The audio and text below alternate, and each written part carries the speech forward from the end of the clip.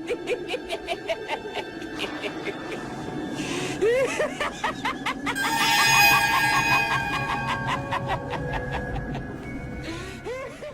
everyone, and happy Halloween.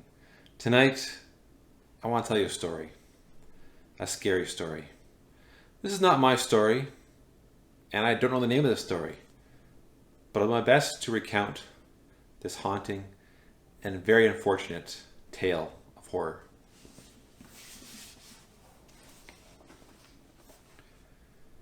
It was a cold and windy night in the prison yard of the Kingston Penitentiary.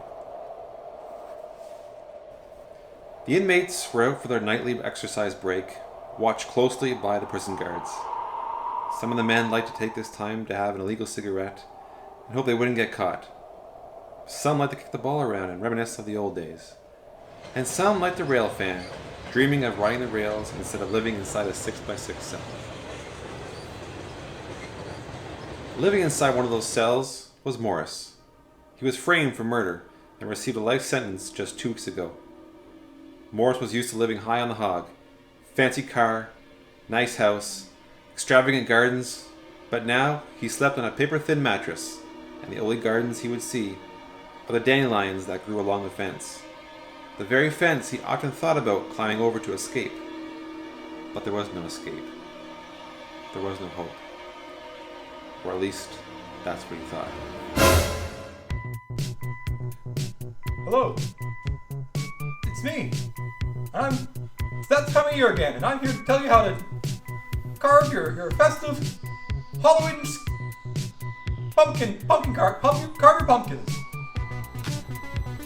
Teach you how to carve your pumpkins. By easy steps with me. First, you're gonna need your supplies. You want to have a pumpkin, a little pumpkin, another little pumpkin, all manner of sharp pieces of metal, spoons.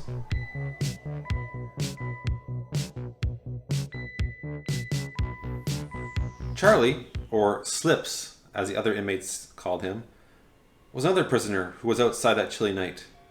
In fact, some of the guards even called him Slips.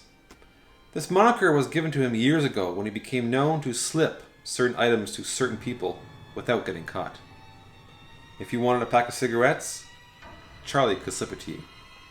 There was a rumor that Charlie once slipped a cow into the yard because someone dared Rocco to drink milk from the udder, but lots of these rumors floated around.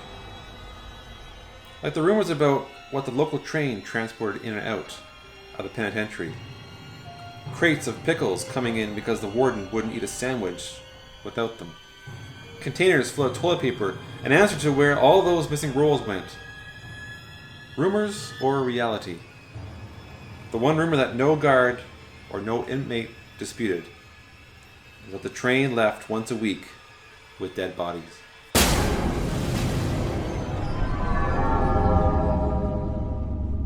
First step, you gotta clean your pumpkin. I guess I probably should put towels on the list of things you need. You need towels to wash the dirt off your pumpkin.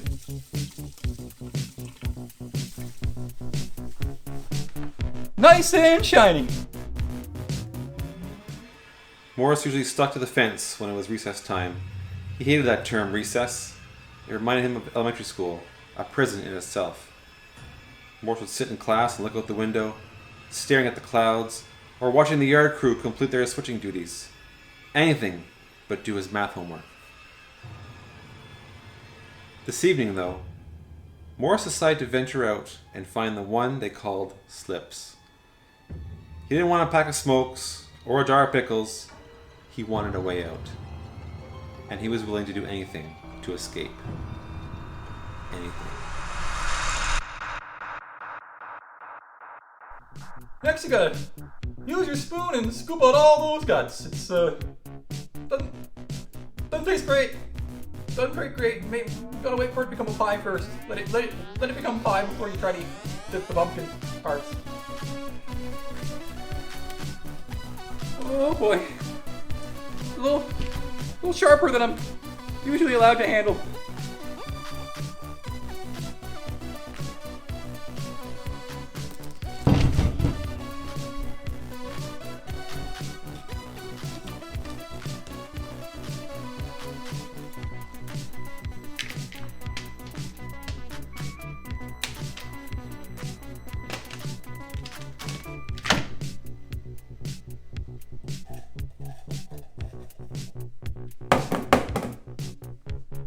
There we go. All clean. Charlie was telling a story about how he once snuck into the break room dressed like one of the guards and played a whole hand of poker when it happened. One of the men in the crowd, listening to the story, slowly pulled out a shiv.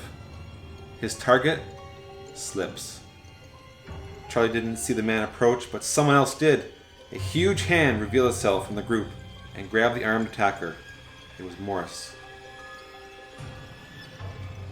Not the first time someone in here has tried to stick me. You're new around here, aren't you? Yeah, name's Morris. Can we speak in private? Sure. Step into my office. I'm looking for a way out of here. I don't belong here. I was framed.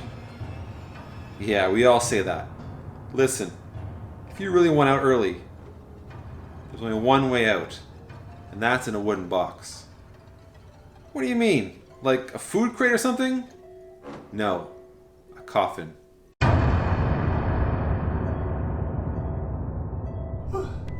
That's some hard work right there. You got it clean. Next up, draw on your design.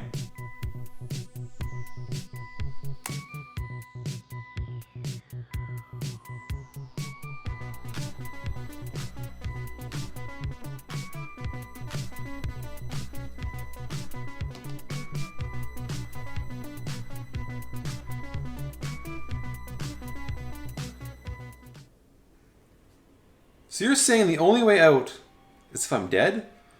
Not necessarily. I heard once that someone broke into the morgue, snuck into the old death box, and was shipped out the next day. Well, how did he get out? Surely they secure the coffins with nails. Not only do they nail it shut, they bury it 6 feet deep. Apparently he had someone out on the outside who dug him up and set him free. But you're not afraid of enclosed spaces, are you?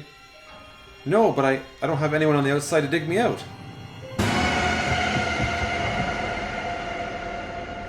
Next up, you gotta carve your pumpkin. You take your sharp implements and go to town, baby. Just follow those lines. Hold it like a pencil. It's a really sharp pencil and get to work.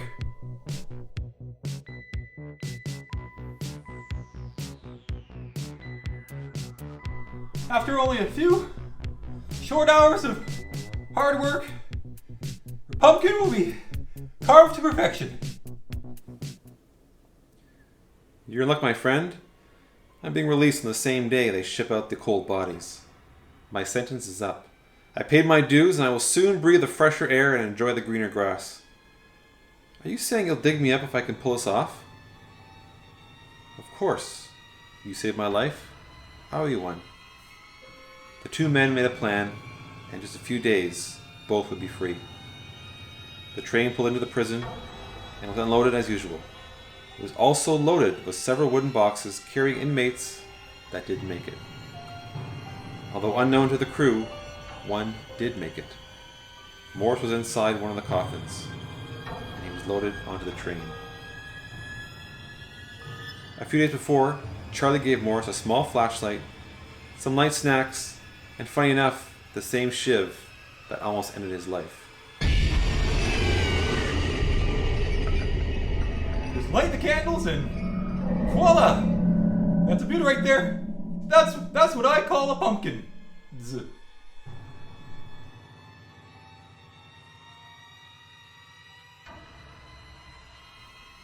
The train pulled out and headed north. Morris was afraid that someone would hear his heart beating.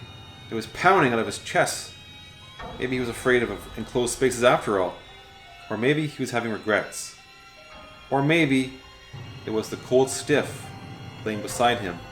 You see, Morris in his haste climbed into an occupied casket. His curiosity got the best of him.